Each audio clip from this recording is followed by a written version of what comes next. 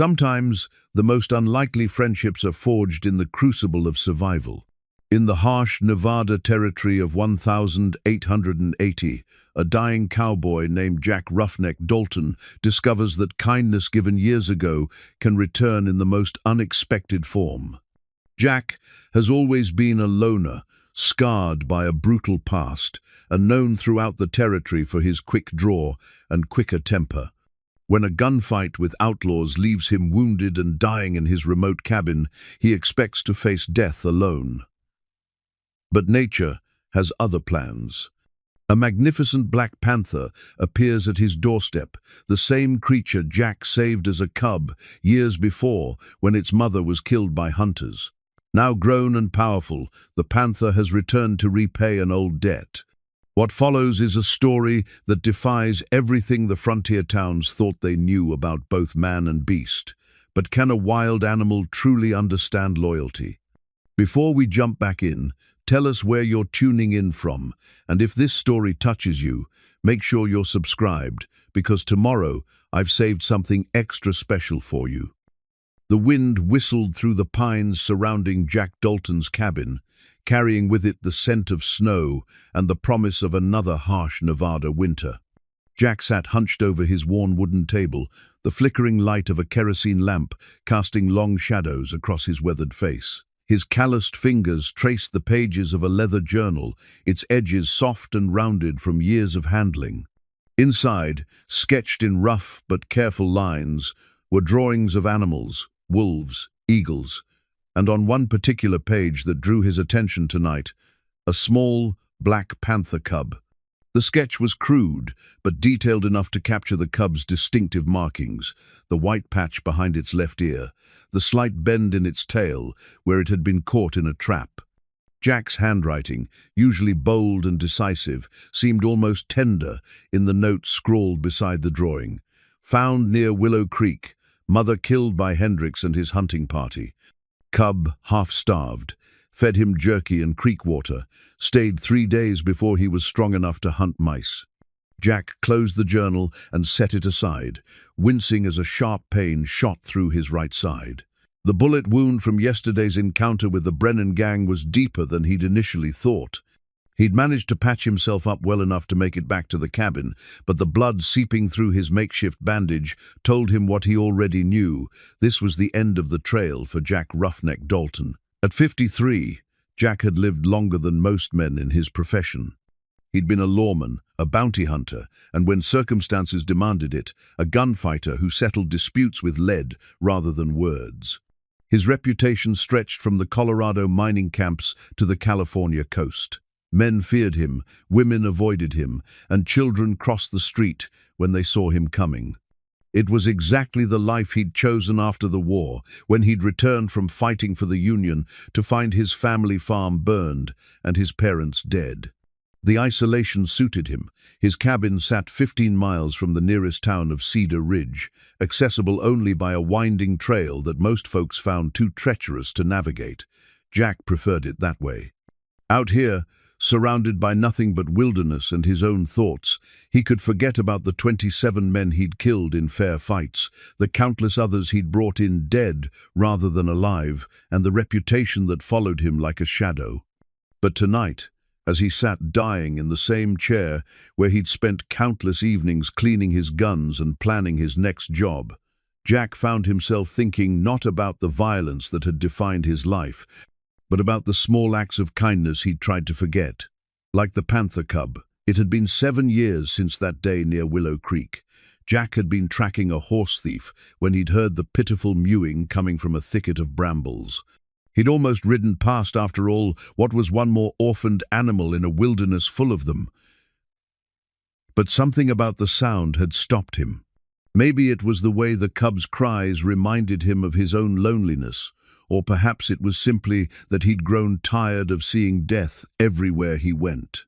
The cub had been barely alive when Jack found it, its ribs showing through its dull black coat, its golden eyes dulled by hunger and fear.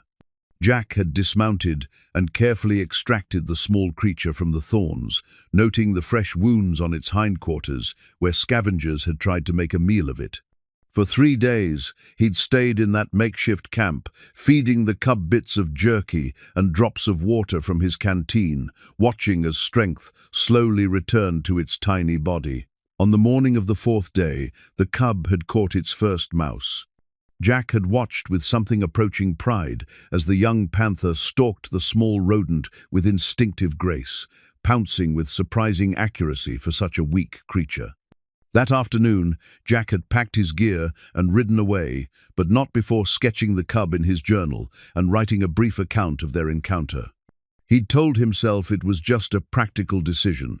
3 days was long enough to ensure the animal's survival, and he had a job to finish. But if he was being honest, and dying men had little reason for dishonesty, he'd grown attached to the small creature. There had been something in its golden eyes, a spark of intelligence and gratitude that had touched something deep inside Jack's guarded heart. Now, as he sat bleeding in his cabin, Jack wondered what had become of that cub. 7 years was a lifetime in the wild. The young panther had probably grown into a magnificent hunter, roaming the mountain valleys and living the kind of free life that Jack himself had never known. Or perhaps it had fallen prey to hunters like the ones who had killed its mother, ending up as a trophy on some rich man's wall. Jack reached for the bottle of whiskey on the table, pouring himself a generous measure. The alcohol burned as it went down, but it helped dull the constant ache in his side. He'd been shot before more times than he cared to count, but this time felt different. This time, the bullet had found something vital, and no amount of frontier doctoring was going to fix it. The Brennan gang had been planning to rob the bank in Cedar Ridge when Jack had gotten word of their intentions. As the town's unofficial protector, a role he'd fallen into more by circumstance than choice, Jack had ridden out to intercept them at Devil's Canyon. The fight had been brief, but vicious. 3 of the outlaws lay dead in the canyon, but their leader, Cole Brennan, had managed to put a bullet in Jack's gut before Jack's return shot had sent him tumbling off his horse. Jack had considered riding into town to see Doc Henderson, but he knew what the old physician would tell him. The bullet was too deep to remove safely, and even if it could be extracted, infection would likely set in. Better to die in his own place, surrounded by the wilderness he'd come to love, than in some sterile room in town with people he barely knew, offering false comfort. A sudden sound outside made Jack reach instinctively for his Colt .45. Years of living on the edge had honed his hearing to a razor's sharpness, and what he'd heard was definitely not the wind. Something large was moving through the underbrush near his cabin, something that moved with the calculated stealth of a predator. Jack stood slowly, fighting off a wave of dizziness, and made his way to the window. The moon was nearly full, casting the clearing around his cabin in silver light. At first, he saw nothing but the familiar shapes of the pine trees and the old corral where he kept his horse. Then, emerging from the tree line like a ghost made flesh, came a sight that made Jack question whether the blood loss was making him hallucinate. A black panther, massive and muscular, stepped into the moonlight. Its coat gleamed like polished obsidian, and its golden eyes reflected the lamplight from Jack's window. But what stopped Jack's breath was the distinctive white patch behind the animal's left ear and the slight bend in its tail marks that could belong to only one creature. The panther approached the cabin with measured steps, its powerful haunches bunching and releasing with each fluid movement. When it reached the porch, it sat back on its hindquarters and looked directly at the window, where Jack stood, transfixed. For a long moment, man and beast regarded each other across the years and the vastness of their different worlds. Then, impossibly, the panther let out a low, rumbling sound, not a growl of threat, but something that sounded almost like recognition. Jack felt tears sting his eyes, something that hadn't happened since the day he'd buried his parents. The cub had remembered. After 7 years of surviving in the harsh wilderness, growing into this magnificent creature, it had somehow found its way back to the man who had saved its life. Jack opened the cabin door slowly, his gun still in his hand but pointed at the ground. The panther's ears twitched at the sound, but it made no move to flee. Instead, it rose to its feet and padded closer, its massive paws making no sound on the wooden porch. When it was close enough to touch, the panther extended its head toward Jack, just as the cub had done all those years ago when it had first accepted food from his hand. With trembling fingers, Jack reached out and touched the soft fur behind the panther's ear, right where the white patch marked it as surely as any brand. The animal leaned into his touch, purring with a sound like distant thunder. Jack felt something break inside his chest, not physically, but emotionally. All the walls he'd built around his heart, all the barriers he'd erected to keep the world at bay, crumbled in that moment. "Well, I'll be damned," he whispered, his voice hoarse with emotion. "You came back, didn't you, boy?" The panther's purr grew louder, and Jack could have sworn he saw understanding in those golden eyes. "I'm dying, you know," he continued, talking to the animal as if it were an old friend. "Got myself shot up pretty good this time, but I reckon dying ain't so bad if you don't have to do it alone." The panther settled down on the porch, its massive body blocking the doorway like a sentinel. Jack eased himself back into his chair, leaving the door open so he could see his unexpected visitor. The night air was cold, but the sight of the panther filled him with a warmth he hadn't felt in years. As the hours passed and the moon tracked across the sky, Jack found himself talking to the panther about things he'd never shared with another living soul. He spoke of the war and the things he'd seen, of the loneliness that had driven him to this remote cabin, of the men he'd killed and the ones he'd failed to save. The panther listened with the patience of a confessor, its golden eyes never leaving Jack's face. When dawn began to paint the eastern sky pink and gold, Jack realized that for the first time in his adult life, he wasn't afraid. Death was coming. He could feel it in the growing weakness of his limbs and the increasing difficulty of each breath, but he wasn't facing it alone. The cub he'd saved had grown into a creature of incredible beauty and power, and somehow it had come home to repay a kindness shown by a man who had forgotten he was capable of kindness. As the first rays of sunlight touched the cabin's weathered walls, Jack closed his eyes and smiled. Whatever happened next, he knew that his last act wouldn't be one of violence or cruelty, but of connection. The panther had reminded him of who he'd been before the war, before the killing, before he'd convinced himself that he was nothing more than a gun for hire with a talent for death. The leather journal lay open on the table, the sketch of the panther cub visible in the growing light. Beside it, Jack's dying words would soon be whispered into the mountain air, words of gratitude and wonder at the mysterious ways that kindness could return to a man when he needed it most. The confrontation at Devil's Canyon had begun like so many others in Jack's career, with intelligence, planning, and the cold certainty that violence was inevitable. Word had reached him through Billy Garrett, the young telegraph operator in Cedar Ridge, that the Brennan gang was riding hard toward town with robbery on their minds.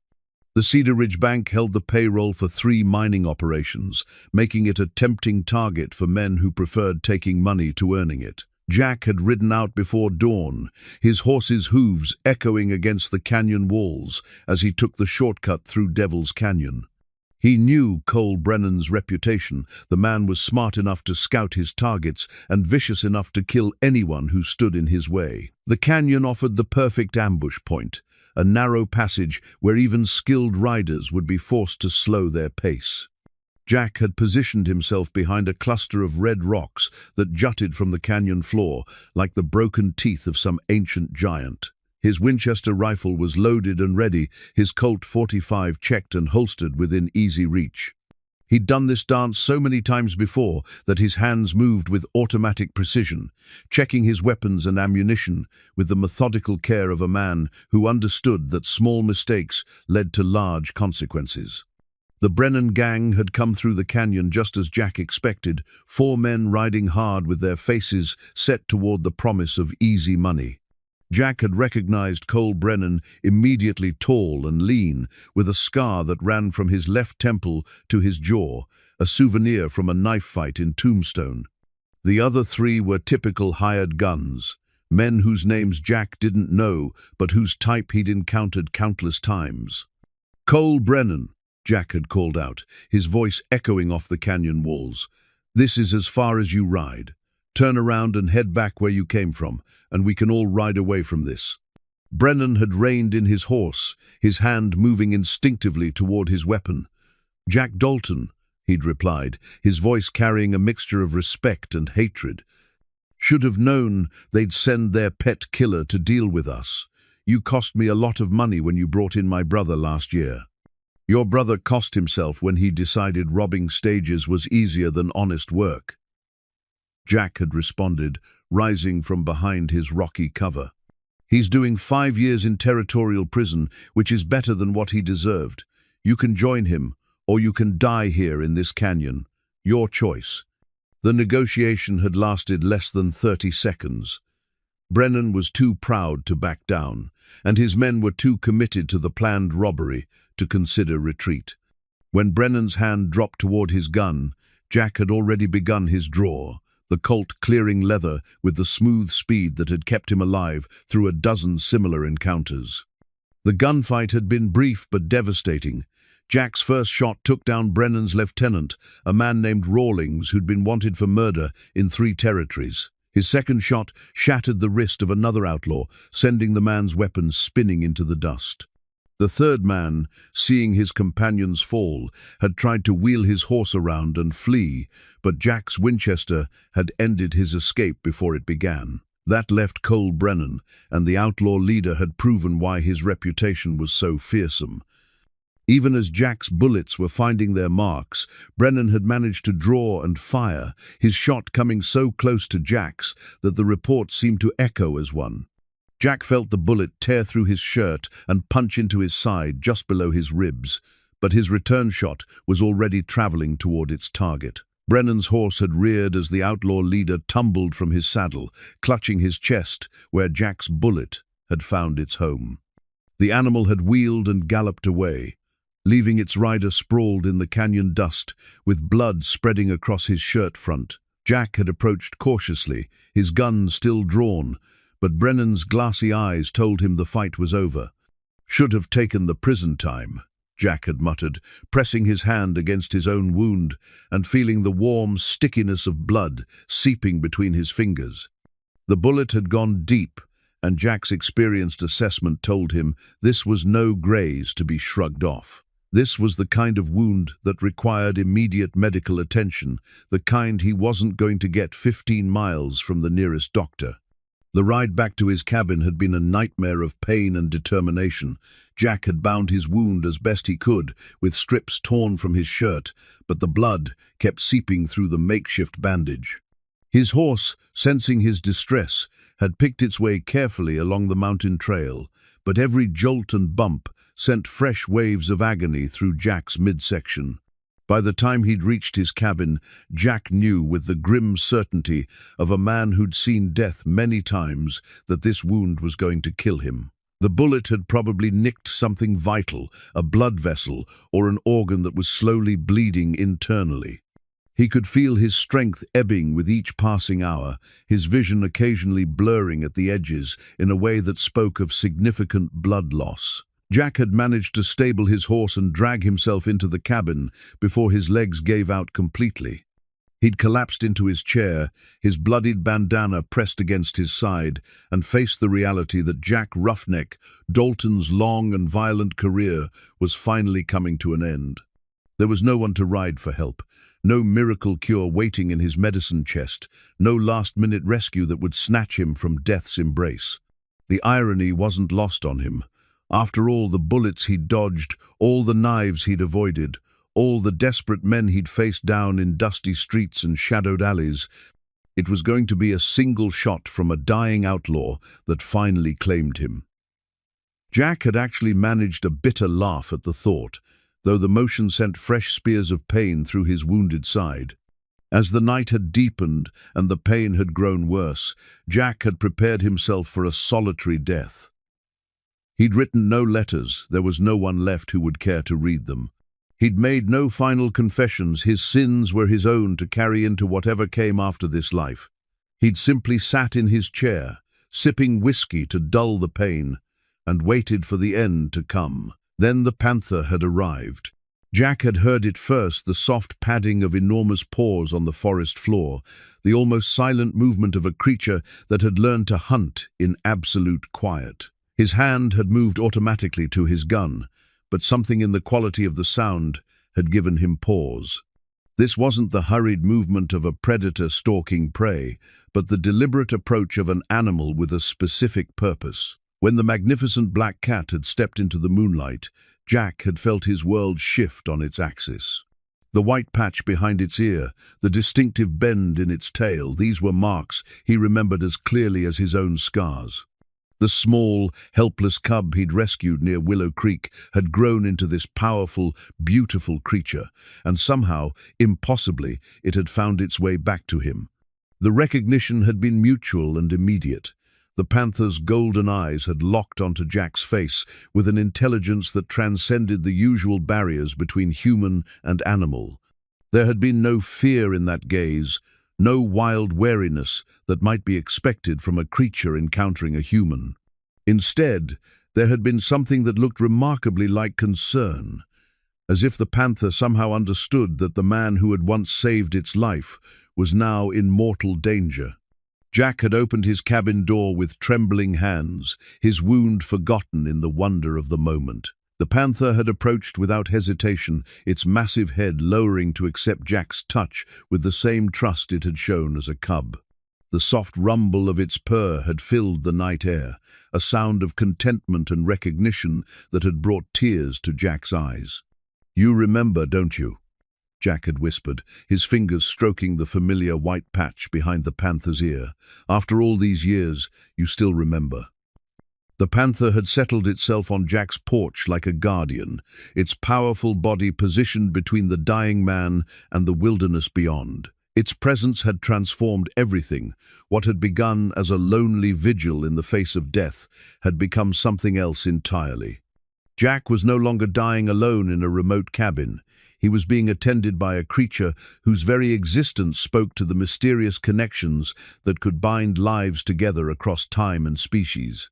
As dawn had approached, Jack had found himself talking to the panther as if it were an old friend returned from a long journey. He'd told it about the years that had passed since their first meeting, about the loneliness that had driven him deeper into the wilderness, about the violence that had defined his life, and the growing weariness that had made him long for something different. The panther had listened with the patience of a confessor, its golden eyes never leaving Jack's face. There had been no judgment in that gaze, no condemnation for the blood on Jack's hands or the hard choices he'd made. There had been only acceptance and a loyalty that humbled the dying gunfighter. The bloodied bandana that served as Jack's makeshift bandage had become more than just a piece of cloth. It had become a symbol of his mortality, a tangible reminder that even the fastest gun in the Nevada territory was still flesh and blood. But in the panther's presence, that symbol had taken on a different meaning. It had become a bridge between past and present, between the man who had shown kindness to a helpless cub and the creature who had returned to offer comfort to a dying friend. As the first light of dawn had touched the cabin walls, Jack had understood that he was witnessing something extraordinary. The panther's return wasn't just coincidence or the random movement of a wild animal, it was something deeper, a connection forged in compassion and strengthened by time. The cub he'd saved had become his salvation, not from death, but from the fear and loneliness that had threatened to make his final hours unbearable. The bloodied bandana pressed against his wound reminded Jack that his time was limited, but the panther's presence promised that his remaining hours would not be empty of meaning. Death was still coming, but it would find Jack Dalton surrounded by love, a love that transcended species and spoke to the fundamental connections that bind all living things together. The fresh rabbit carcass lay on Jack's weathered porch like an offering from another world, its warm blood still steaming in the cool mountain air. Jack stared at the lifeless animal through eyes dulled by pain and morphine, his mind struggling to process what he was seeing. The panther sat beside its gift, with the patient dignity of a hunter presenting prey to a respected elder, its golden eyes fixed on Jack's face with an expression that could only be described as expectant. In all his years on the frontier, Jack had witnessed countless examples of animal behavior, but nothing had prepared him for this moment of recognition. The panther had not only returned to him after 7 years, but it was actively providing for his survival, hunting fresh game and delivering it with the same care he had once shown when feeding the starving cub at Willow Creek. "You brought this for me," Jack whispered, his voice hoarse with wonder and weakness. "You actually went out and hunted this rabbit for me."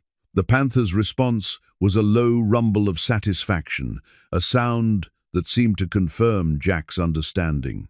The great cat rose from its position and approached the cabin entrance, its massive head lowering to nuzzle gently against Jack's trembling hand. The gesture was unmistakably one of care, a tender encouragement for the wounded man to accept the gift that had been provided with such devotion. Jack's hands shook as he retrieved the rabbit and carried it into his cabin. The panther followed, settling itself in the corner where it could observe every movement. The simple act of preparing fresh meat provided a welcome distraction from his pain, and for the first time since the shooting, Jack felt his appetite returning. The prospect of protein from a recent kill gave his failing body a small surge of hope. As Jack worked to skin and clean the rabbit, he found himself talking to the panther with the natural ease of someone addressing an old friend. "You know, in all my years out here, I never imagined I'd have a hunting partner quite like you," he said, carefully cutting the meat into manageable portions. "Most folks would say you're just following instinct, but there's something in your eyes that tells me different." The panther's ears twitched at the sound of Jack's voice, and its gaze tracked every movement as he prepared their shared meal. There was an alertness in the animal's posture that spoke of genuine concern, as if the great cat were monitoring Jack's condition and finding it worthy of continued worry. When the meat was ready, cooked over the coals of Jack's fireplace, it proved to be exactly what his weakened system needed. The fresh protein gave him a measure of strength he hadn't felt since the bullet had torn through his side. For the first time since Cole Brennan's shot had found its mark, Jack could think clearly rather than existing in the fog of pain and approaching death. It was mid-morning when the sound of approaching hoofbeats announced their first visitor. Jack heard the horse long before the rider came into view, and the panther's reaction was immediate and protective. The great cat rose to its feet, positioning itself between the cabin and the approaching stranger, every muscle in its powerful frame coiled with readiness. "Easy, boy," Jack murmured, reaching out to touch the panther's flank. "Let's see who's come calling before we decide if they're friend or foe." The rider who emerged from the forest trail was Dr. James Henderson, Cedar Ridge's traveling physician and one of the few men in the territory Jack genuinely trusted. The doctor's weathered face showed deep concern, and his medical bag hung from his saddle with the weight of urgent purpose. Dr. Henderson reined in his horse abruptly when he spotted the panther, his eyes widening with a mixture of fear and disbelief. The great cat stood motionless but alert, its golden eyes fixed on the newcomer, with the calm assessment of a predator evaluating potential threat. "Jack!" Dr. Henderson called out, his voice tight with worry. "What in God's name is that creature doing here? Are you injured?" "I'm dying, Doc," Jack replied with his characteristic directness. "But I'm not alone anymore. This old friend of mine won't hurt you, will you, boy?"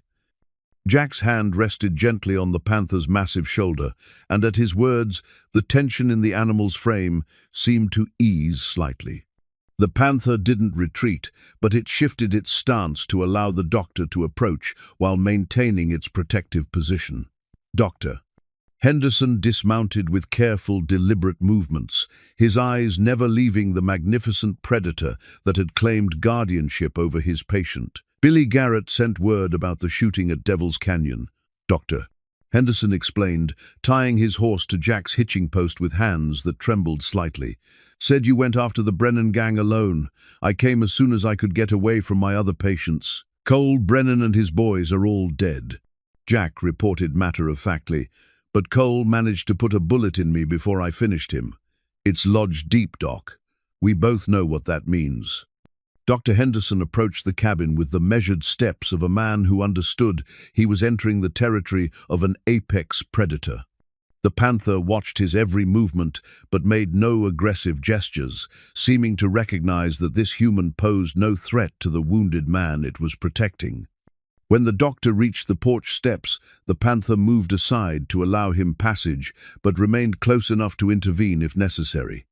Dr. Henderson paused to stare at the magnificent creature, slowly shaking his head in amazement.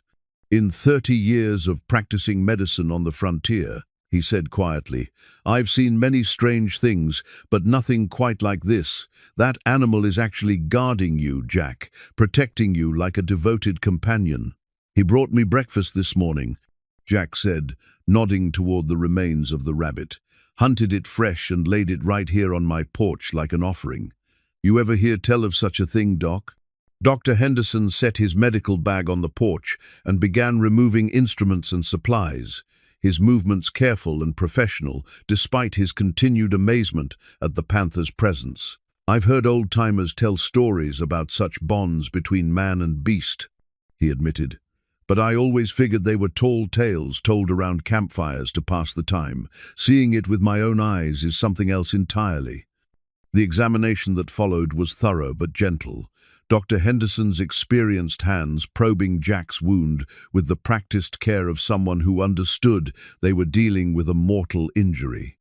Throughout the process, the Panther watched intently, its ears flattening whenever Jack winced in pain, its golden eyes tracking every movement the doctor made. The bullet's lodged against your spine, Dr. Henderson said finally, his voice heavy with the weight of delivering fatal news. I could attempt to remove it, but the operation would likely kill you faster than the wound itself. Even if you survived the surgery, there's no guarantee you'd ever walk again. Jack nodded, having expected such a diagnosis. How much time do I have, Doc? Days, maybe a week if you're fortunate. The internal bleeding is slow but steady. You'll grow weaker gradually, then more rapidly as your body begins to shut down. The doctor's professional demeanor couldn't entirely hide the sorrow in his eyes. Jack might be a hard man with a violent past, but he was also one of the few people in the territory who could be counted on when decent folks needed protection. I can provide something for the pain, Dr. Henderson continued, preparing a dose of morphine, and I'll leave supplies to keep the wound clean. But Jack... He paused, glancing meaningfully at the Panther. You shouldn't remain alone out here. That's a wild animal, regardless of how tame it appears right now. As you grow weaker, there's no telling how it might react. Jack followed the doctor's gaze to the Panther, which had settled into a relaxed position while remaining alert to everything happening around it. He's not tame, Doc. He's loyal. There's an important difference. Jack's voice carried a certainty born of growing understanding. 7 years ago, I saved his life when he was nothing but a starving cub. Now he's returned that favor by ensuring I don't have to die alone. As Dr. Henderson administered the morphine injection, the Panther observed the procedure with keen interest, its massive head tilted as if trying to understand the strange ritual being performed on its wounded friend. The pain relief was immediate and welcome, allowing Jack to think more clearly than he had since the shooting. I'll stop by the telegraph office on my way back to town, Dr. Henderson said as he packed his instruments. Is there anyone you'd like me to contact? Any family who should be informed? Jack considered the question carefully. My sister Sarah lives in St. Louis. We haven't spoken in years, but I reckon she'd want to know. Tell her. He paused, searching for words that could bridge the gulf of time and bitter silence that had separated them. Tell her I'm sorry for the harsh words that passed between us, and that I never stopped thinking of her as family. As Dr. Henderson prepared to depart, the panther rose and approached his horse with calm curiosity. The animal snorted nervously at the predator's scent, but the panther made no threatening moves, instead seeming to investigate this visitor who had come to help its wounded companion. "That's the most remarkable animal I've ever encountered, Doctor," Henderson said as he mounted his horse. "The intelligence in those eyes is extraordinary.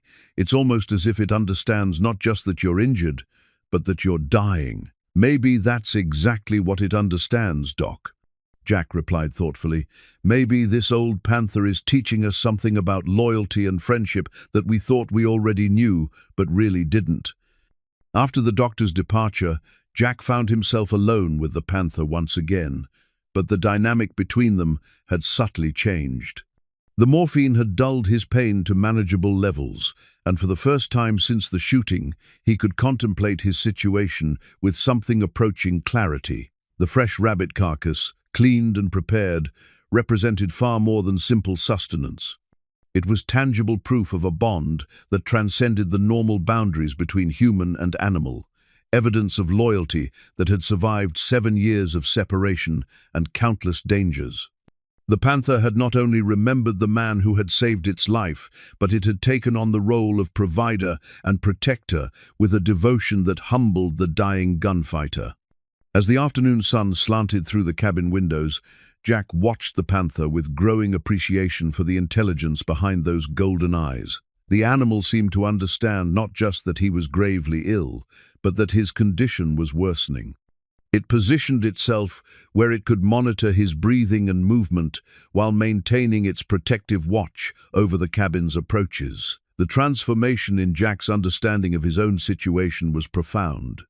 What had begun as a solitary death vigil had become something else entirely, a final chapter in an unlikely friendship that spoke to the mysterious connections binding all living things together. The fresh rabbit carcass had been more than food. It had been a declaration of loyalty that would sustain Jack's spirit, even as his body failed. When evening shadows began to lengthen across the clearing, Jack reflected on the day's revelations. The panther's return wasn't just a remarkable coincidence, it was the fulfillment of a bond forged in compassion and strengthened by the passage of time. The cub he had saved at Willow Creek had become his salvation, not from death itself, but from the fear and loneliness that had threatened to make his final hours unbearable. The fresh rabbit carcass, still warm from the hunt, had become a symbol of the reversal that had taken place between them. Where once Jack had provided for a helpless creature, now that same animal had grown into a magnificent predator capable of providing for him in his hour of greatest need. The circle of care and protection had come full turn, creating a bond that would define both their lives until the very end. The telegraph had done its work with remarkable efficiency. 3 days after Dr. Henderson's visit, Jack heard the familiar sound of a wagon approaching his cabin, its wheels crunching over the rocky trail that led to his remote homestead. The panther, which had maintained its protective vigil with unwavering dedication, immediately rose to investigate the newcomer. Through the cabin window, Jack watched as a hired wagon from Cedar Ridge came into view, driven by Tom Morrison, the town's livery stable owner. Beside him sat a woman Jack hadn't seen in over 15 years, his sister Sarah, her auburn hair now streaked with silver, but her green eyes as sharp and determined as he remembered. The panther's reaction to Sarah's arrival was markedly different from its response to Dr. Henderson. Where it had shown cautious acceptance of the doctor, the great cat seemed to sense something significant about this new visitor. It approached the wagon with measured steps, its golden eyes fixed on Sarah's face with an intensity that made even Tom Morrison nervous enough to reach for the rifle beside his seat. "Easy there, Tom," Jack called from his doorway, his voice weak but carrying enough authority to stay the livery owner's hand. "He's not going to hurt anyone. Sarah, it's good to see you, sister." Sarah Dalton had never been one to show weakness, even as a child, but Jack could see the shock in her eyes as she took in his gaunt appearance and the enormous predator that stood between them. She climbed down from the wagon with the careful dignity of a woman who had learned to face life's surprises with composure. Her traveling dress practical and well-made, despite the long journey from Missouri. "Hello, Jack," she said, her voice carrying the same directness that had always characterized their family. "Dr. Henderson's telegram said you were dying. I came as soon as I could arrange passage." Her eyes never left the Panther, which had positioned itself where it could observe both siblings without appearing threatening. "I appreciate you making the journey," Jack replied, steadying himself against the doorframe. "Though I have to say, you've got more courage than most folks, walking up to a cabin guarded by a Panther." Tom Morrison remained on the wagon seat, clearly uncomfortable with the proximity of the large predator. "Miss Dalton, are you sure about this? That's a dangerous animal, and if something happens to you out here—" "Mr. Morrison," Sarah interrupted with the tone of a woman accustomed to having her decisions respected, "my brother has survived 15 years in this wilderness.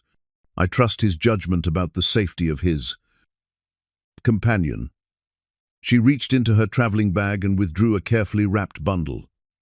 "This was our grandmother's shawl. I thought you might want to have it." The shawl was a masterwork of knitting, its intricate pattern speaking of countless hours spent by firelight during long winter evenings. Sarah had kept it all these years, through her marriage, her husband's death, and her subsequent life as a widow, managing her own affairs in St. Louis. That she had brought it across half the continent spoke to the depth of feeling that had prompted her journey. As Sarah approached the cabin, the Panther stepped aside but didn't retreat. Instead, it watched her with what could only be described as curiosity, its massive head tilting as if trying to understand the relationship between these two humans. When Sarah was close enough to touch, the Panther did something that astonished even Jack. It lowered its head in a gesture that seemed almost respectful. "My word," Sarah breathed, her composure finally cracking slightly. "It's beautiful. And those eyes. There's intelligence there, isn't there? Real intelligence." "More than most people would credit," Jack agreed, accepting the shawl with hands that trembled slightly from weakness. The soft wool carried the faint scent of lavender, a reminder of the home they'd shared before the war changed everything. "He saved my life," Sarah. "Brought me food when I was too weak to hunt, stood guard while I slept. If that's not intelligence, I don't know what is." Tom Morrison completed his delivery of supplies and departed with obvious relief, leaving the siblings alone with their four-legged guardian. Sarah had brought food from town, fresh bread, preserved fruits, and medicines that Dr. Henderson had requested, but Jack found himself more interested in simply talking with the sister he'd thought he might never see again. They sat on the porch as the afternoon sun painted the surrounding peaks in shades of gold and crimson. The Panther had settled nearby, close enough to intervene if necessary, but far enough away to give them privacy. Its presence had become so natural that Jack found it hard to remember what the cabin had felt like, without the great cat's protective shadow. "Tell me about this Panther," Sarah said, her voice soft with genuine curiosity. Dr. Henderson mentioned in his telegram that there was more to the story than just a wild animal taking shelter. Jack told her about finding the cub at Willow Creek, about the 3 days he'd spent nursing it back to health, and about the impossible recognition that had occurred when the fully grown Panther had appeared at his cabin. Sarah listened with the focused attention she'd always given to his stories, but her questions revealed a mind trying to understand something that defied conventional wisdom. "You're telling me this animal remembered you after 7 years?" she asked, reaching slowly toward the Panther.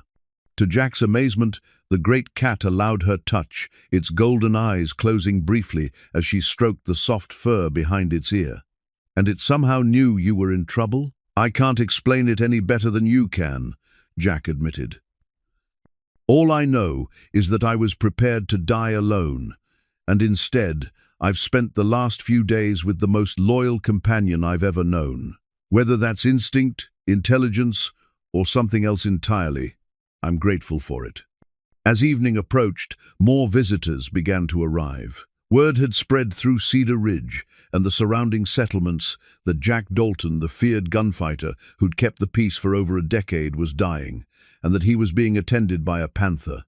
The curious and the concerned came in equal measure, drawn by a story that seemed to belong more to legend than to the harsh reality of frontier life. Billy Garrett, the telegraph operator, arrived with his wife Martha and their 2 young children.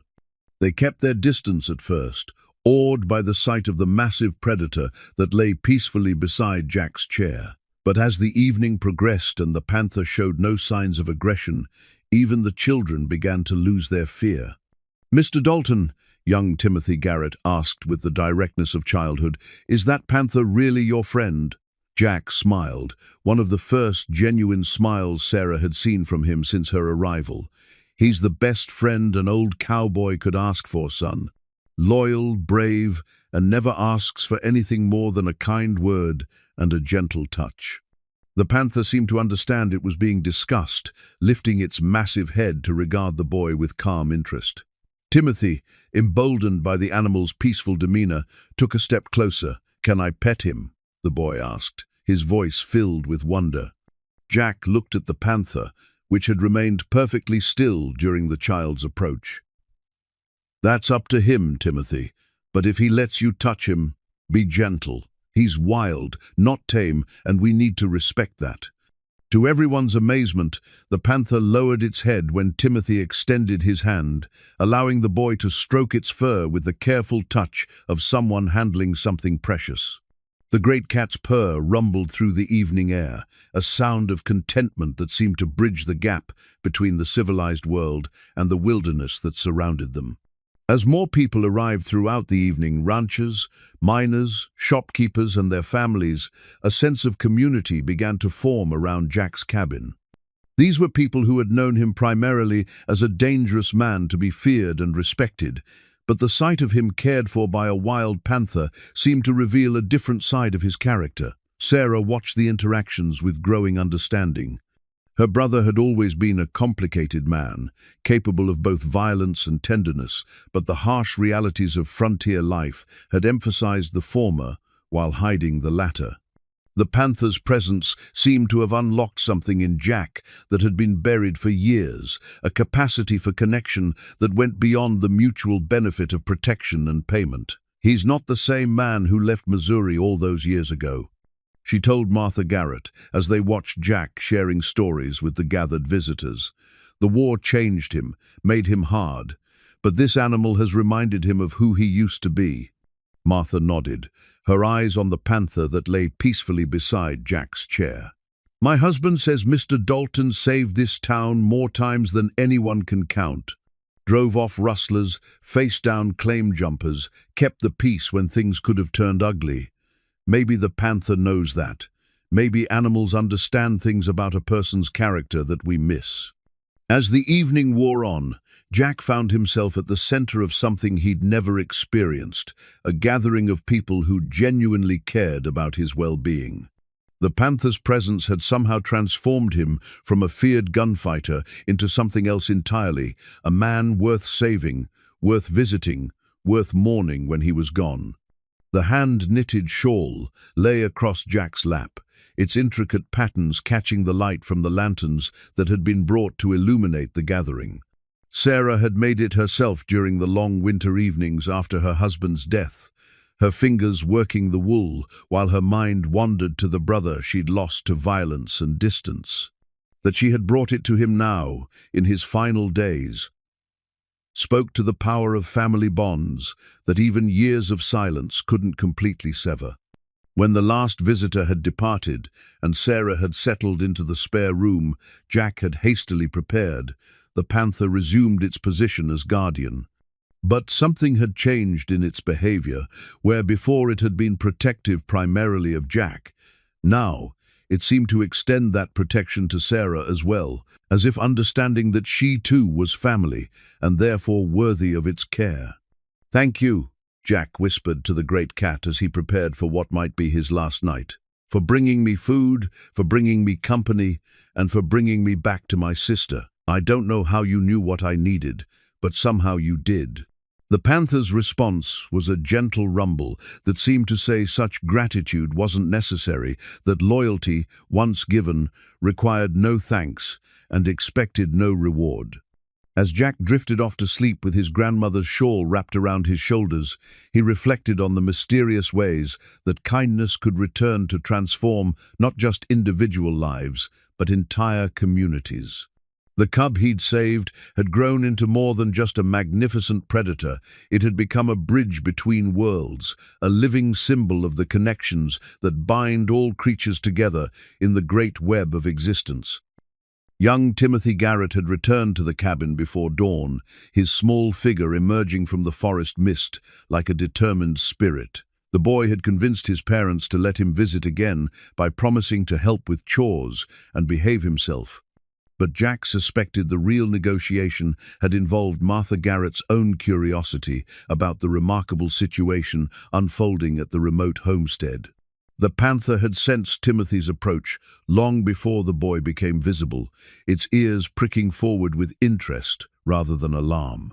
There was something about children that the great cat seemed to understand instinctively: their lack of guile, their acceptance of wonder as a natural part of the world. When Timothy appeared at the edge of the clearing, the panther rose from its position beside Jack's chair and padded toward the boy with unmistakable welcome. "Good morning, Mr. Dalton," Timothy called softly, his voice carrying the careful respect his parents had taught him to show his elders. "I brought you something."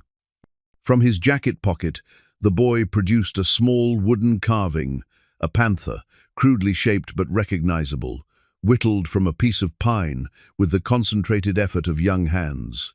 The figurine was clearly the work of someone just learning the craft, but the love and attention that had gone into its creation were unmistakable. Jack accepted the gift with hands that trembled slightly from his growing weakness. The morphine, doctor. Henderson had helped with the pain, but it couldn't restore the strength that was slowly ebbing from his body. Still, the sight of the carved panther brought a smile to his weathered face. "This is fine work, Timothy," he said, turning the figurine over in his palm. "You've got a real talent for this. Have you been carving long?" "My pa taught me last winter," Timothy replied, his chest swelling with pride at Jack's praise. "He said a man should know how to make things with his hands, not just use them for work." The boy's eyes moved between Jack and the real panther, which had settled beside his chair with the easy confidence of an animal completely at home in its surroundings. Sarah emerged from the cabin, carrying a pot of coffee and cups for the early morning visitors she'd learned to expect. Her presence had already transformed the domestic atmosphere around Jack's homestead, bringing an order and comfort that spoke of years spent managing a household and caring for others. "Timothy, you're here early," she observed with gentle amusement. "Your parents know where you are?" "Yes, ma'am," the boy replied quickly. "Ma said I could visit as long as I was helpful and didn't get in the way. She's coming later with some of her preserves." Jack watched the interaction between his sister and the boy with growing appreciation for what was happening. Timothy had attached himself to the story unfolding at the cabin with the wholehearted enthusiasm that only children could bring to such situations. For him, the presence of the panther wasn't an impossibility to be questioned, but a wonder to be accepted and cherished. "Tell me, Timothy," Jack said, settling back in his chair with the carved panther still in his hands, "what do you want to be when you grow up?" The boy considered the question with the seriousness that children brought to discussions of their future. "I thought maybe a telegraph operator like Pa, but now I think I'd like to be like you, someone who helps people and understands animals." Jack felt a tightness in his chest that had nothing to do with his wound. The idea that this young boy saw him as someone to emulate was both humbling and troubling. "Being a gunfighter isn't a life I'd recommend to anyone, son. Too much violence, too much loneliness." "But you saved the panther when he was little," Timothy protested. "And you protected our town from bad men. That's not just being a gunfighter, that's being a protector." The wisdom in the boy's words struck Jack with unexpected force. In his own mind, he'd always been Jack Roughneck Dalton, the killer, the man other men feared to face. But through Timothy's eyes, he saw a different version of himself, someone whose strength had been used to shield the innocent, whose violence had served a purpose beyond mere survival. From his vest pocket, Jack withdrew his father's silver pocket watch, a timepiece that had survived the war and countless dangerous encounters. The watch had been his most precious possession, a tangible link to the family and home he'd lost, but looking at Timothy's eager face, Jack realized he'd found its proper destination. "Timothy," he said, holding out the watch, "I want you to have this. It belonged to my father, and his father before him. It's not much to look at, but it's kept good time for more years than I can count." The boy's eyes widened as he accepted the watch, his small hands closing around the warm silver with reverence. "But Mr. Dalton, this is too important. You should keep it. A watch is meant to be carried by someone with a future ahead of them." Jack replied gently, "You've got your whole life to live, Timothy. Let it remind you that time is precious and that what we do with our years matters more than how many of them we get." The Panther had been watching this exchange with keen interest, its golden eyes moving between the man and boy, as if understanding the significance of the moment. When Timothy moved closer to thank Jack properly, the great cat shifted position to make room for the boy beside Jack's chair, its acceptance of Timothy complete and unquestioning. As the morning progressed, more visitors arrived to witness the phenomenon that had captured the imagination of the entire territory. Word had spread beyond Cedar Ridge to the mining camps and ranches scattered throughout the region, and people were traveling considerable distances to see the dying gunfighter and his Panther guardian. Among the visitors was Father Miguel Santos, the traveling priest who served the Catholic families spread across the wilderness. Father Santos was a practical man who'd seen enough of frontier life to be skeptical of miracle claims, but the sight of the Panther lying peacefully beside Jack's chair gave him pause. "I've heard remarkable stories about this situation," the priest said, his accent carrying the warm tones of his native Mexico. "But seeing it with my own eyes is something else entirely. In my country, we have legends about such bonds between man and beast. They say it happens when a soul is especially pure, or when God wishes to send a sign to the world." Jack shifted uncomfortably at the suggestion that his soul might be considered pure. "Father, I'm not sure God would choose a man with my history to receive any kind of blessing. I've killed more men than I care to count." "And yet," Father Santos observed, settling into a chair Sarah had brought from the cabin, "here you are being cared for by one of God's wildest creatures. Perhaps the Almighty judges us not by our worst moments, but by our capacity for love and sacrifice." The conversation that followed was unlike any Jack had ever experienced. With Timothy curled up beside his chair, the carved panther in the boy's hands, and the real panther maintaining its protective watch, Jack found himself discussing questions of faith, redemption, and the meaning of a life lived on the edge of violence. "I saved that cub because I couldn't stand to see something helpless suffer," Jack admitted to the priest. "It wasn't heroic or noble, it was just something I had to do." "And what do you call that impulse, if not the voice of God speaking through your conscience?" Father Santos asked gently. "Evil men don't risk their lives to save helpless creatures, my friend. They exploit weakness for their own gain." Throughout the day, as more people arrived to pay their respects and witness the extraordinary bond between man and panther, Jack began to see his life through different eyes. The stories people told weren't about his gun speed or his body count. They were about the times he'd stood between innocent people and those who would harm them, about his willingness to face danger so others could live in peace. Mrs. Elena Vasquez, whose husband ran a small ranch near Devil's Canyon, spoke of the time Jack had tracked down the rustlers who'd stolen their cattle, returning the animals and refusing any payment beyond a hot meal. Tom Chen, who operated a small mining claim, told of how Jack had faced down a gang of claim jumpers without drawing his gun, using nothing but reputation and force of will to send them packing. Each story added another layer to Jack's understanding of his own legacy. He'd thought of himself as a necessary evil, a man whose violence served a purpose, but who remained fundamentally tainted by the blood on his hands. But the people of Cedar Ridge and the surrounding territory saw him differently, as a protector whose strength had made their lives possible. The silver pocket watch, now resting in Timothy's pocket, had become more than just a family heirloom. It represented Jack's recognition that his true legacy wouldn't be measured in gunfights won or enemies defeated, but in the positive impact he'd had on the lives of good people trying to build something decent in a harsh land. As evening approached and the visitors began to depart, Timothy remained beside Jack's chair, his small hand occasionally reaching out to touch the Panther's flank with the familiarity of someone who'd been accepted into an exclusive circle. The boy's presence had brought a lightness to Jack's final days that he'd never expected to experience. "Timothy," Jack said as the sun began to set behind the mountain peaks, "I want you to promise me something. When you're grown and have children of your own, tell them this story.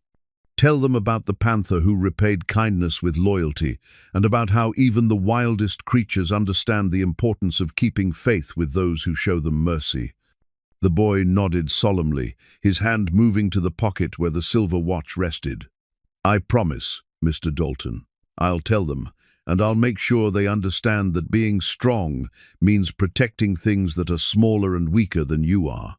The panther's response to this conversation was a low rumble of contentment, as if the great cat approved of the lesson being passed from man to boy. In the growing twilight, with the sounds of the wilderness awakening around them, Jack felt a peace he'd never known was possible. The silver pocket watch would continue its journey through time, carrying with it the memory of an unlikely friendship and the understanding that true legacy lives not in what we take from the world, but in what we leave behind for future generations to cherish and protect. The threatening letter arrived with the morning mail delivery, carried by a nervous postal rider who kept glancing over his shoulder as if expecting pursuit. Jack recognized the crude handwriting immediately. It belonged to Frank Brennan, Cole's younger brother, and the one member of the outlaw family who'd been smart enough to avoid the confrontation at Devil's Canyon. "Jack Dalton," the letter read in pencil scratched across cheap paper. "You killed my brother and his boys, but the Brennan name ain't finished yet. I got 6 good men riding with me now, and we're coming for you. Won't be no quick death like Cole got. We're gonna make you suffer for what you done. 3 days, and then we settle accounts." The panther's reaction to the letter was immediate and unmistakable. The great cat had been resting peacefully beside Jack's chair when he'd begun reading, but as Jack's tension mounted, the animal's posture changed dramatically. Its ears flattened against its skull, its golden eyes narrowed to predatory slits, and a low growl rumbled from deep in its chest. "Easy, boy," Jack murmured, reaching out to stroke the panther's flank. "You sense it too, don't you? Trouble coming our way." Sarah, who had been tending to Jack's wound with the careful attention of someone experienced in caring for the injured, looked up from her work with concern. "What does the letter say, Jack?" Jack handed her the crude message, watching as her face grew pale with worry. "Frank Brennan is Cole's younger brother. He's not as smart as Cole was, but he's twice as mean. If he's gathered 6 men, he's planning something more than just a quick revenge killing." The panther rose from its resting position and padded to the cabin's front window, its massive frame tense with alertness. It stood there for several minutes, nostrils flaring as it tested the wind for scents that might indicate approaching danger. The animal's behavior was that of a creature preparing for battle, and Jack felt a chill that had nothing to do with his failing health. "We need to get word to the sheriff," Sarah said, her voice tight with worry. "Surely the law can protect you from these outlaws." Jack's laugh was bitter and weak. "The nearest sheriff is 3 days' ride away in Carson City, and Frank's not fool enough to wait for legal intervention. Besides, what's the law going to do station deputies here indefinitely to protect a dying gunfighter?" Throughout the day, as word of the threat spread, the people of Cedar Ridge found themselves facing a decision that would define their community's character. Jack Dalton had protected them for years, standing as a barrier between their peaceful lives and the violence that plagued the frontier. Now, when he was at his most vulnerable, they had the opportunity to return that protection. The debate began in earnest when Tom Morrison arrived with supplies and news that Frank Brennan's gang had been spotted 2 days' ride south, moving slowly but steadily toward Jack's cabin. The livery stable owner brought with him a delegation from town, businessmen, ranchers, and working folks who'd come to discuss the situation. "Some folks think we should try to move you into town," Morrison explained, his hat in his hands as he spoke. "The hotel's got a room, and we could post guards to watch for trouble." Jack shook his head weakly. "Moving me would likely kill me faster than Frank's bullet. Besides, a hotel room in town just puts innocent people in the line of fire when the shooting starts." The Panther had remained on high alert throughout the discussions, its behavior growing more agitated as the day progressed. It paced restlessly around the cabin's perimeter, occasionally pausing to stare intently at the forest trails that led to Jack's remote homestead. The animal's instincts were clearly warning of approaching danger, and its protective instincts were in full display. Dr. Henderson arrived in the afternoon, having ridden hard from Cedar Ridge after hearing about the threat. His examination of Jack revealed what everyone could see: the wounded man was growing weaker by the hour, his body finally beginning to succumb to the internal damage caused by Cole Brennan's bullet. "You've got maybe 2 days left," the doctor said quietly, his voice heavy with the weight of delivering such news. "Your body's shutting down, Jack. Even if we could move you, the journey would probably finish what the bullet started." The irony wasn't lost on anyone present. Frank Brennan was racing against time to reach Jack before natural death claimed its victim. In his desire for revenge, the outlaw was competing with mortality itself for the right to end Jack Dalton's life. As evening approached, the Panther's behavior became increasingly protective and agitated. It positioned itself between the cabin and the most likely approaches, its muscles coiled with the readiness to spring into action. When Timothy Garrett arrived for his daily visit, the great cat's greeting was subdued, as if the animal understood that the time for gentle companionship was drawing to a close. "The Panther knows they're coming, doesn't it?"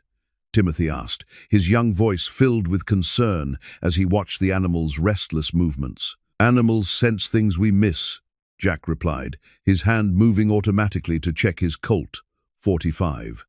Even dying, his instincts remained sharp, and he could feel the approaching storm as clearly as the Panther could smell it on the wind. He's preparing to protect what he considers his territory. Sarah had been quiet throughout most of the day, but as the sun began to set, she finally spoke the words that had been weighing on her heart. "Jack, I can't bear the thought of you facing those men alone. You're dying. You shouldn't have to spend your last days fighting. Sometimes a man doesn't get to choose how his story ends." Jack replied gently, his voice carrying the acceptance of someone who'd lived with violence long enough to understand its inevitability. "Frank's coming whether I'm ready or not. At least this way, I get to face him on my own terms, in my own place, with the best friend I've ever had standing beside me." The Panther seemed to understand that it was being discussed, lifting its massive head to regard Jack with eyes that held both loyalty and determination.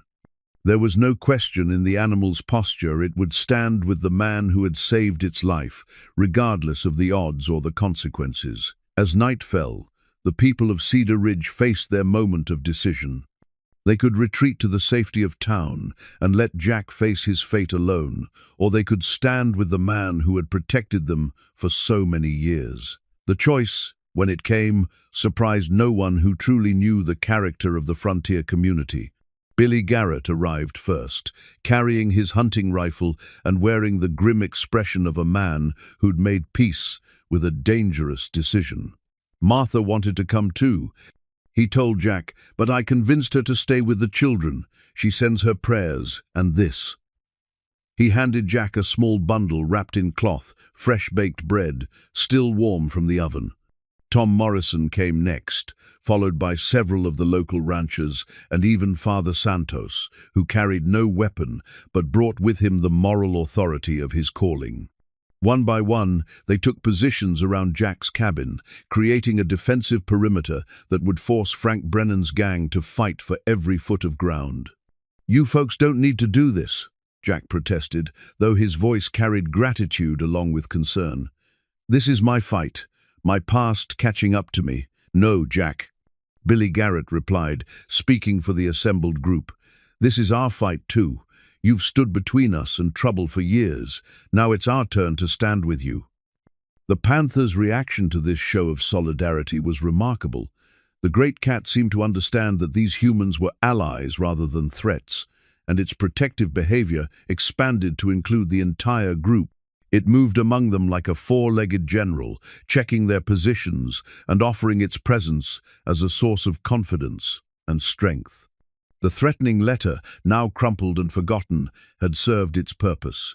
It had forced the people of Cedar Ridge to confront the reality of what Jack Dalton meant to their community, and their response had transformed a dying gunfighter's last stand into something far more significant, a community's declaration that loyalty and protection flowed both ways. As the defenders settled into their positions for what promised to be a long and dangerous wait, Jack felt a profound sense of completion.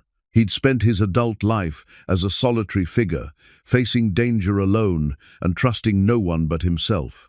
Now, in his final hours, he was surrounded by people who'd chosen to share his risk, and a panther whose loyalty transcended the boundaries between species.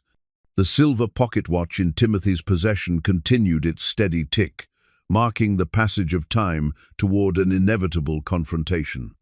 But the sound no longer seemed ominous. Instead, it had become a reminder that some moments in life were worth every second they contained, regardless of how they might end. The old newspaper clipping had been tucked away in Jack's leather journal for so many years that the paper had yellowed and the ink had faded to a pale brown. Sarah discovered it while searching for writing materials to pen a letter to their cousin in Denver, and the headline that caught her eye changed everything they thought they understood about Jack's past. "Gunfighter prevents tribal war." Read the banner across the top of the Nevada Territory Daily, dated August 15, 1873. Below the headline, a detailed account described how Jack Dalton had intervened in a dispute between white settlers and the Northern Paiute tribe, preventing what could have escalated into a bloody conflict that would have claimed dozens of lives on both sides. Sarah read the article aloud to the assembled defenders, her voice growing stronger as the full scope of her brother's actions became clear. According to the newspaper, a group of miners had accused the Paiute of stealing horses and had prepared to attack the tribal encampment. Jack had investigated the allegations and discovered that the horses had actually been taken by a gang of rustlers who deliberately left evidence pointing toward the Native Americans. Mr. Dalton tracked the real thieves to their hideout in the Badlands.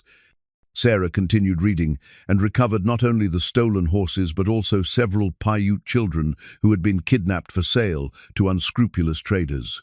His actions prevented an attack that would have resulted in the deaths of innocent families and likely sparked a wider conflict throughout the territory. The article went on to describe how Jack had been honored by both the territorial governor and chief running bear of the Northern Paiute, who had declared him a brother to all who seek justice over vengeance. The ceremony had taken place at Willow Creek, the same location where Jack would later save the panther cub. Timothy, who had been listening with rapt attention, suddenly straightened in his chair. "Mr. Dalton, the old Indian who came to see you yesterday, he said something about Willow Creek, didn't he?" Jack nodded slowly, the memory surfacing through the haze of pain and medication. Joseph Running Bear, the elderly Paiute shaman who was Chief Running Bear's grandson, had indeed visited the cabin. At the time, Jack had attributed the visit to simple curiosity about the panther, but now he began to understand there was much more to the story. He said the panther cub was sacred, Jack recalled, his voice growing stronger as the pieces fell into place. Said it was a spirit animal that his grandfather had blessed before it disappeared into the wilderness. I thought he was just telling old stories. Father Santos, who had been quietly contemplating the implications of the newspaper article, spoke up with growing excitement. In many Native American traditions, sacred animals serve as guardians and guides. If this panther was blessed by a tribal elder and then saved by the same man who had protected the tribe, the spiritual significance would be profound. The panther itself seemed to sense that it was the subject of intense discussion. The great cat had been maintaining its protective watch at the cabin's perimeter, but now it approached the group with measured steps. Its golden eyes moved from person to person, as if assessing their understanding of something important. Sarah set down the newspaper clipping and looked at her brother with new comprehension. "Jack, you're not just a gunfighter who happened to save an animal. You're part of something larger, a pattern of protection and loyalty that goes back years." The revelation reframed everything about Jack's relationship with the panther. What had seemed like a remarkable coincidence, a wild animal returning to aid the man who had saved it, now appeared to be part of a deeper spiritual connection that involved tribal blessings, sacred animals, and the mysterious ways that acts of compassion could echo through time. Dr. Henderson, who had remained at the cabin to monitor Jack's condition, examined the newspaper clipping with the careful attention of a man trying to understand medical evidence. "Jack, when you saved those Paiute children, do you remember anything else about the ceremony? Any details that might explain the panther's behavior?" Jack closed his eyes, reaching back through years of memory to that long-ago day at Willow Creek. The details came slowly, emerging from the depths of recollection like objects surfacing from deep water. "Chief Running Bear performed a blessing ceremony," Jack said, his voice taking on the cadence of someone recounting a half-remembered dream. "He said the spirits of the wilderness would remember my actions and that I would never face death alone in their domain. At the time, I thought it was just ceremonial talk, the kind of thing leaders say to be polite." The panther had drawn closer during Jack's recollection, settling beside his chair with the familiar rumble of contentment that had become the soundtrack to their remarkable friendship. But now there was something different in the animal's posture, a sense of recognition, as if it too remembered that sacred day at Willow Creek. The chief also blessed a young panther cub that had been brought to the ceremony, Jack continued, his voice growing stronger as more details emerged. "Said it was a spirit guardian that would protect those who showed mercy to the defenseless. The cub disappeared that same night, and I figured it had just returned to the wild where it belonged." Timothy leaned forward in his chair, his young mind making connections that the adults were still processing. "Mr. Dalton, what if the cub you found a few years later was the same one from the ceremony? What if the blessing meant it was supposed to find you?"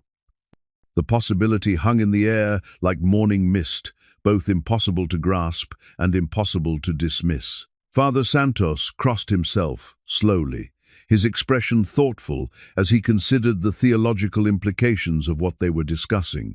"In the Bible, we read of angels ministering to those in need," the priest said quietly.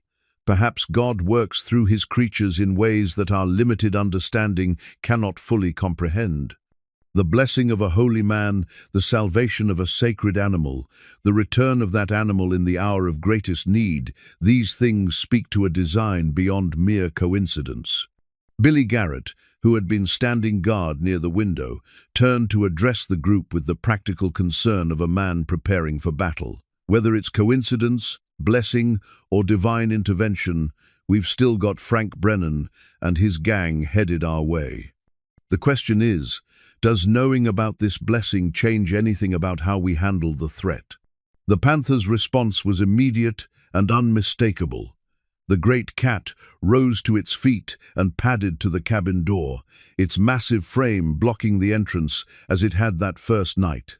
But now its protective stance carried additional meaning. This wasn't just an animal defending a friend, but a sacred guardian fulfilling a spiritual obligation that had been set in motion years before. "It changes everything." Jack said with sudden clarity, his voice carrying a strength that surprised everyone present. "I've spent my whole adult life thinking I was nothing more than a killer, a necessary evil in a harsh land. But if Joseph Running Bear is right, if the Panther's presence here is part of something larger, then maybe my life has had a purpose beyond the violence." Sarah reached for her brother's hand, her eyes bright with unshed tears. "Jack, you've always had a purpose. You protected people. You stood between the innocent and those who would harm them. The blessing didn't create that purpose, it recognized something that was already there." The newspaper clipping, now smoothed flat on the table beside them, served as tangible proof of the truth. Sarah spoke. The faded ink might have obscured some details, but the essential facts remained clear. Jack Dalton had prevented a war, saved lives, and earned the respect of people who understood the true meaning of honor. Dr. Henderson checked his pocket watch and frowned. According to the letter, Frank Brennan planned to arrive today. The sun's getting low, and if he's planning an attack, it'll likely come at dusk when the light favors someone approaching from the forest. As if summoned by the doctor's words, the panther's ears pricked forward, and its golden eyes focused intently on the tree line beyond the cabin's clearing. The animal's entire body tensed with alertness, and a low growl rumbled from deep in its chest, not the contented purr they'd grown accustomed to, but the warning sound of a predator detecting danger. "They're coming," Jack said simply, his hand moving automatically to check his Colt .45. The movement was painful and slow, a reminder of how much his condition had deteriorated, but his grip remained steady. "I can feel it in the air, same as he can." The transformation in the assembled defenders was immediate. Men who had been sitting in comfortable conversation suddenly became alert sentries, checking their weapons and moving to positions that would provide the best fields of fire. The discussion of spiritual blessings and sacred animals gave way to the harsh practicalities of preparing for combat.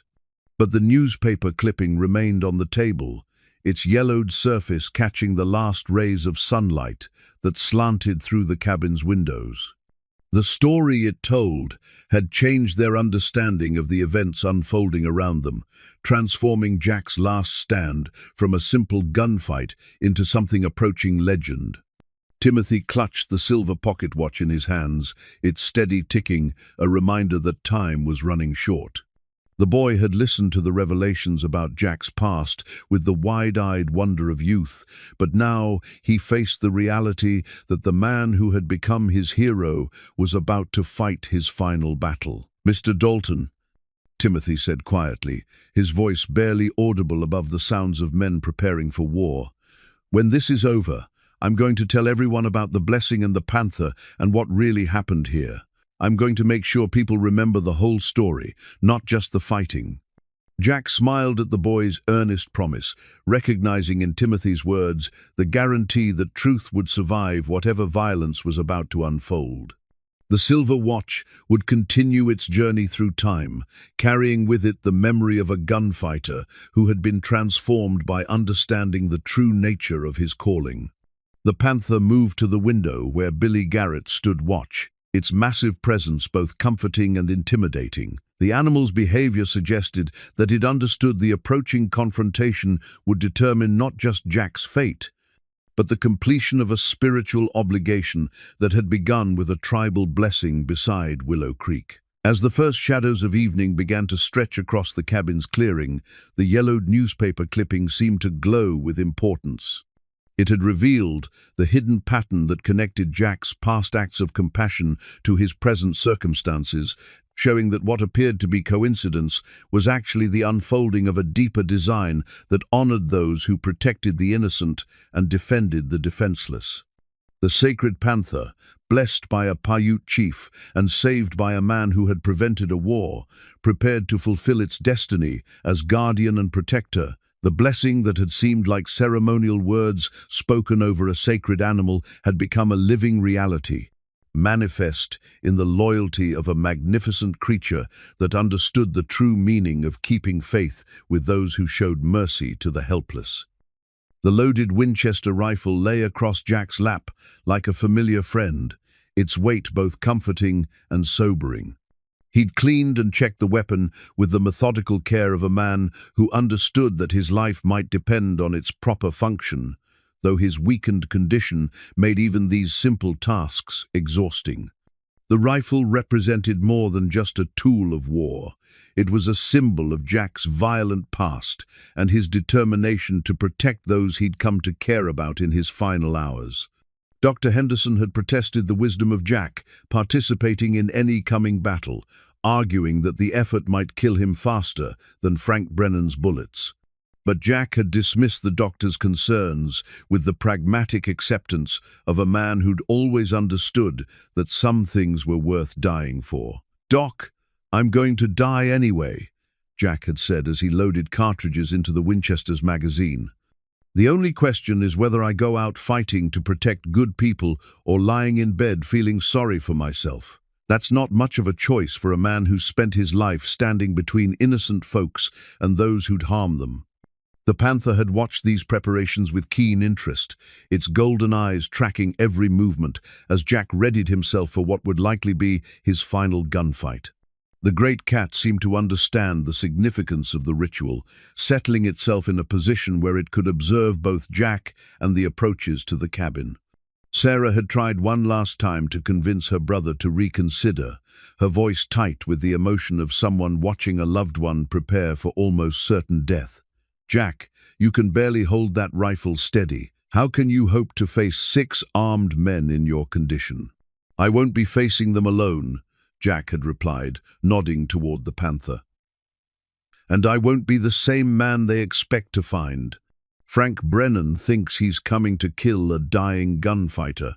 Instead, he's going to find a community that's decided to stand together."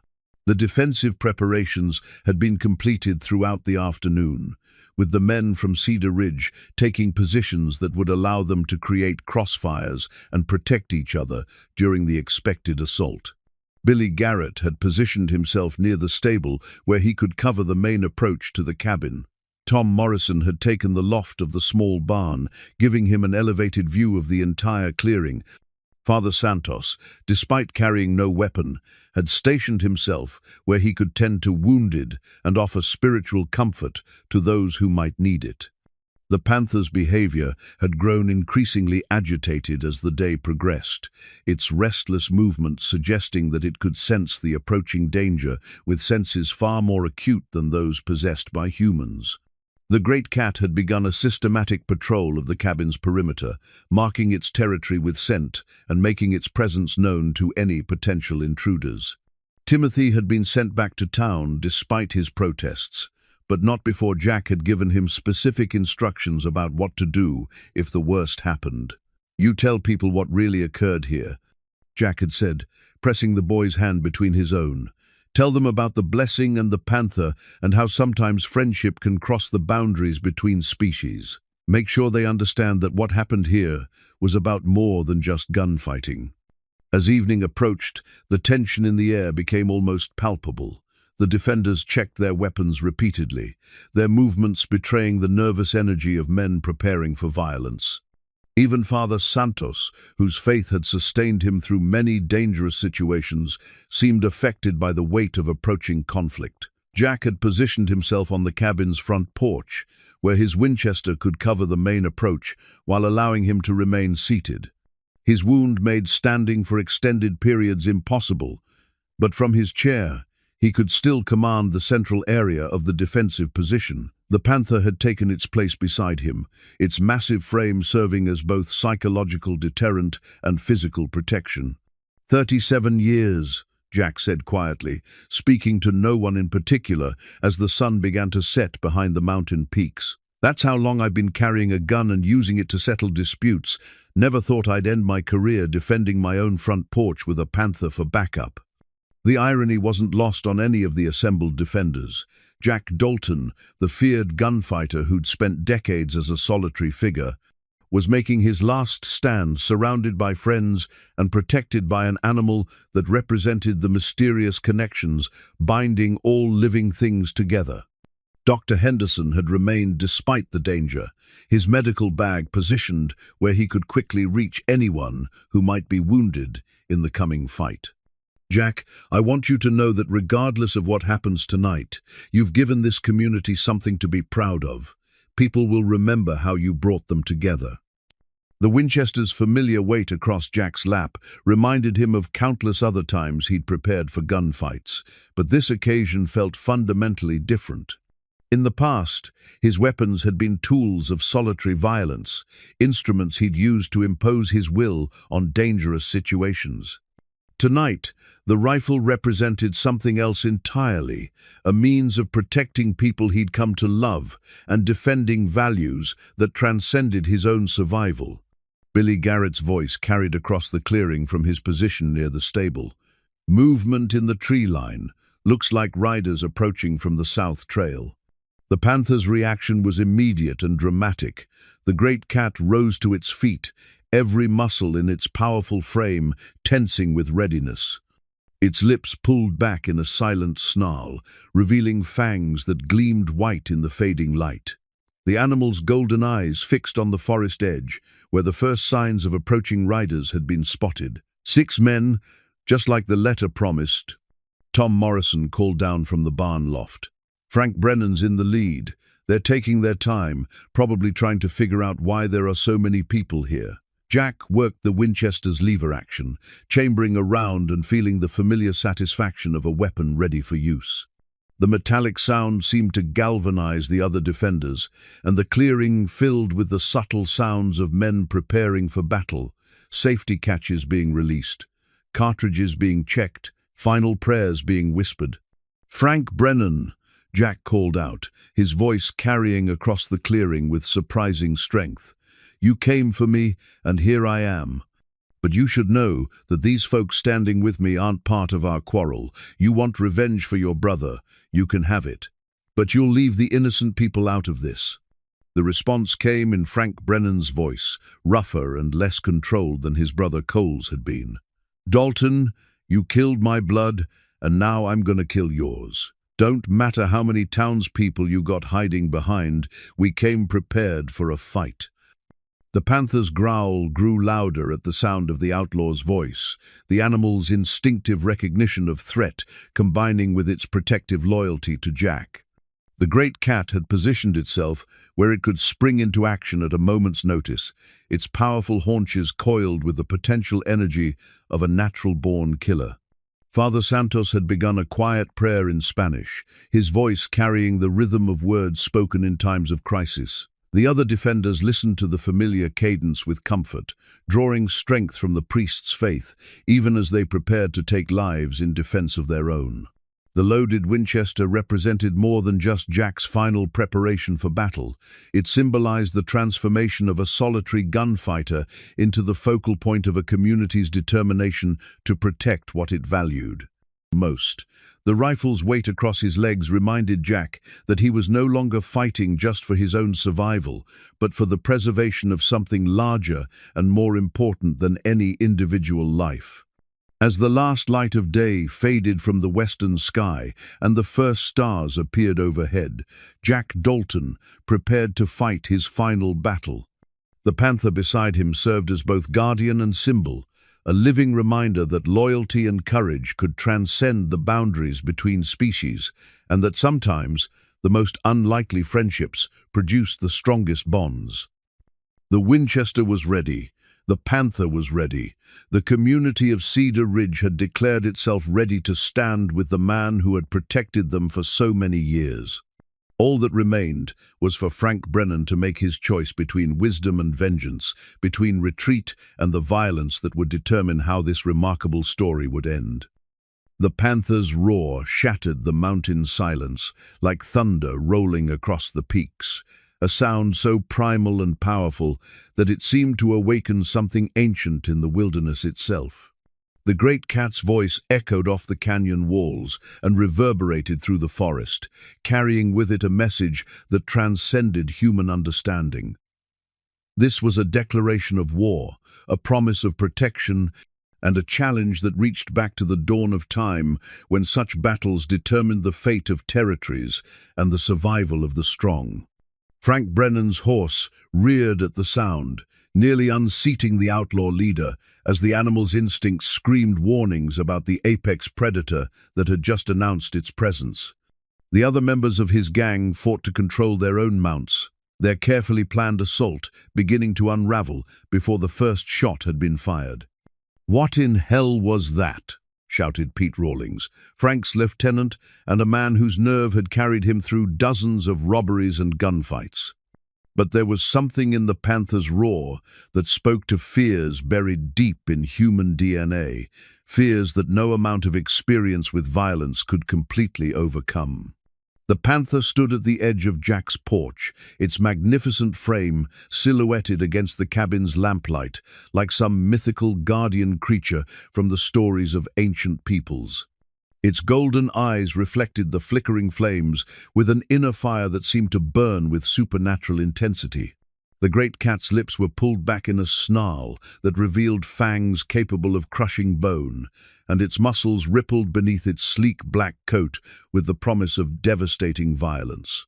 From the forest edge, Frank Brennan tried to regain control of the situation that had already begun to slip away from him. "It's just an animal," he yelled to his men, though his own voice carried a tremor that betrayed his growing uncertainty. 6 guns against one dying man and his pet cat. We can handle this." But the responses from the wilderness told a different story. The Panther's roar had awakened something in the forest that the outlaws hadn't anticipated. From the darkness beyond the clearing came answering calls, the howls of wolves that had heard their ancient cousins challenge, the screams of mountain cats that recognized the voice of a fellow predator, the harsh cries of predatory birds that understood that violence was about to erupt in their domain. Jack felt a chill run down his spine that had nothing to do with his weakening condition. The Panther's roar had been magnificent and terrifying, but it was the response from the wilderness that truly amazed him. It was as if the entire forest ecosystem had aligned itself with the great cat, creating a symphony of predatory voices that transformed the mountain clearing into something approaching a primitive battlefield. "Sounds like your friend has called for backup," Billy Garrett observed from his position near the stable, his voice carrying a mixture of awe and nervous humor. "Never heard anything like that in 30 years of living in these mountains."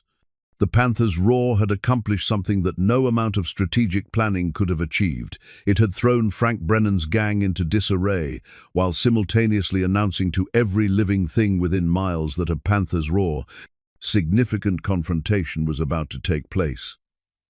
The psychological impact on the outlaws was immediate and obvious, their horses still fighting to flee from the source of that terrifying sound.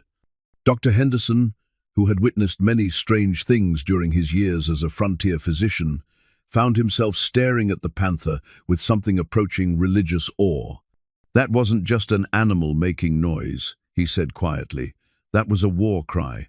That cat is preparing for battle like a human warrior calling on his ancestors for strength." The truth of the doctor's words became evident as the Panther began to move. The great cat descended from the porch with fluid grace, its enormous paws making no sound on the wooden steps. But there was nothing stealthy about its approach. Now this was a predator, announcing its presence and challenging any who would threaten its territory. From their positions in the tree line, Frank Brennan's gang found themselves facing something they had never encountered before. They had come prepared to fight a dying gunfighter and whatever townspeople might be foolish enough to stand with him. Instead, they were confronting a supernatural-seeming alliance between human defenders and a creature that belonged more to legend than to the rational world of frontier violence. "Frank, maybe we should reconsider this," called out Jake Morrison, the youngest member of the gang and the one most clearly affected by the Panther's display. "That thing ain't natural. Look at the size of it." But Frank Brennan had committed too much to this revenge mission to retreat now. His reputation, his leadership of the gang, and his obligation to his dead brother's memory All demanded that he follow through with the attack, regardless of unexpected complications. "We came here to kill Jack Dalton, and that's what we're gonna do," Frank shouted, his voice carrying across the clearing with forced bravado. "I don't care if he's got a whole zoo guarding him. My brother's death demands satisfaction." The panther's response was to emit a low, rumbling growl that seemed to vibrate through the ground itself. The sound was so deep and powerful that it could be felt as much as heard, a physical manifestation of the great cat's readiness for violence. The animal began to pace in front of the cabin, its movements hypnotic and menacing as it displayed the fluid power that made it one of nature's most efficient killers. Jack watched the panther's preparation with a mixture of gratitude and concern. He had never imagined that the cub he'd saved at Willow Creek would grow into such a magnificent and formidable creature, and he certainly hadn't anticipated that their reunion would culminate in the animal preparing to fight beside him in his final battle.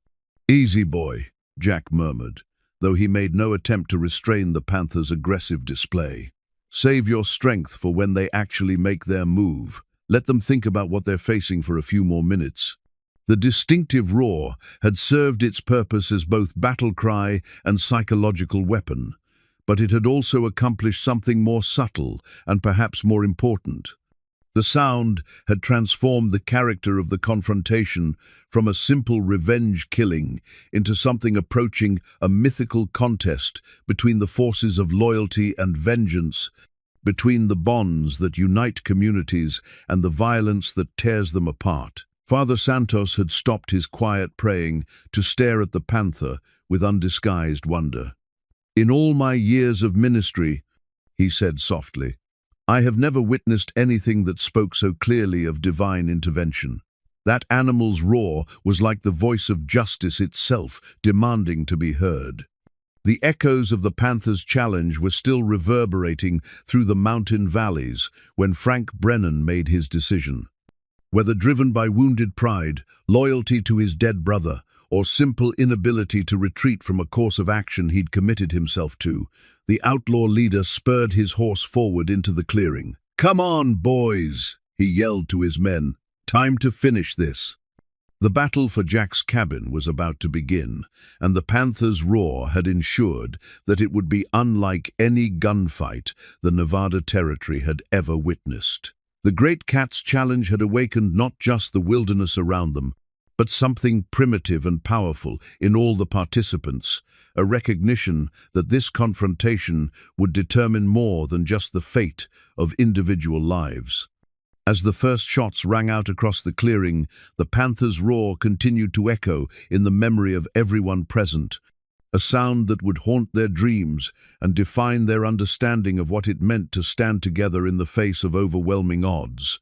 The distinctive battle cry had announced that this was no ordinary fight, but a contest that would test the bonds between species and the power of loyalty to transcend the boundaries that normally separate the civilized world from the savage beauty of the wild.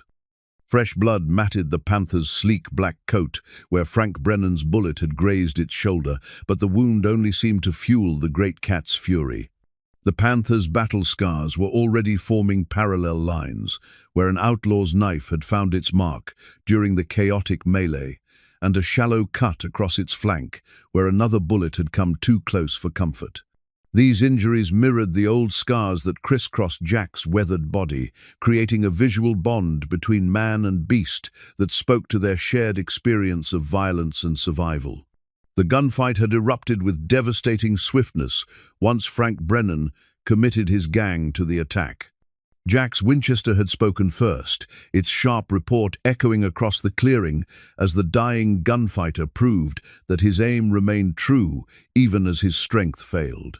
Pete Rawlings had toppled from his horse, clutching his chest where Jack's bullet had found its mark with the precision of a man who'd spent decades perfecting his deadly craft. But it was the panther's intervention that had truly turned the tide of battle. As the outlaws spread out to surround the cabin, the great cat had launched itself into combat with the savage grace of a creature born to kill. Its first target had been Jake Morrison, the youngest member of Frank's gang, who had made the fatal mistake of dismounting too close to the Panther's position. The attack had been swift and brutal. The Panther had covered the distance between itself and Morrison in 2 powerful bounds, its massive frame colliding with the outlaw with the force of an avalanche. Morrison's scream had been cut short as the great cat's fangs found their target, but the young outlaw had managed to get his knife into play before succumbing, leaving the Panther with fresh wounds that only increased its ferocity. Billy Garrett had watched the Panther's assault with a mixture of horror and admiration. "Never seen anything like it," he called out to Jack between shots. "That cat fights like it, understands exactly what's at stake here." The Panther did seem to possess an almost human understanding of the battle's strategic elements. Rather than simply attacking with blind fury, the great cat had systematically targeted the outlaws who posed the greatest threat to Jack and the other defenders. It had driven off Frank's horse with a terrifying display of claws and fangs, forcing the gang leader to continue the fight on foot where his mobility was severely limited. Tom Morrison's rifle fire from the barn loft had proved devastating to the outlaws' assault, but it was the combination of human marksmanship and the Panther's supernatural-seeming combat abilities that had broken the gang's coordination. The outlaws had come prepared to fight men, not to face a creature that seemed to embody the wild ferocity of the mountain wilderness itself. Dr. Henderson had tried to stay out of the direct combat, but when Frank Brennan had attempted to flank the cabin's defenses, the doctor had surprised everyone by producing a small pistol and proving that his medical training included an understanding of anatomy that made him a remarkably effective marksman. His shot had shattered Brennan's gun arm, effectively removing the gang leader from the fight. "Hippocratic oath says, 'Do no harm,'" Dr. Henderson had explained to Father Santos, "but it doesn't say anything about preventing harm to innocent people." The battle's climax had come when Timothy Garrett, who was supposed to be safely back in town, had appeared at the edge of the clearing, with tears streaming down his face.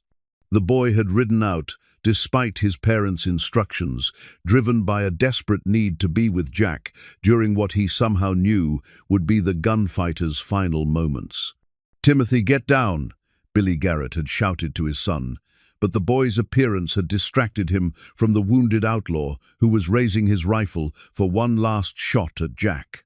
Without hesitation, Jack had pushed himself up from his chair, his Winchester swinging toward the threat. But his weakened condition made his movements slow, and the outlaw's rifle was already aimed and ready to fire.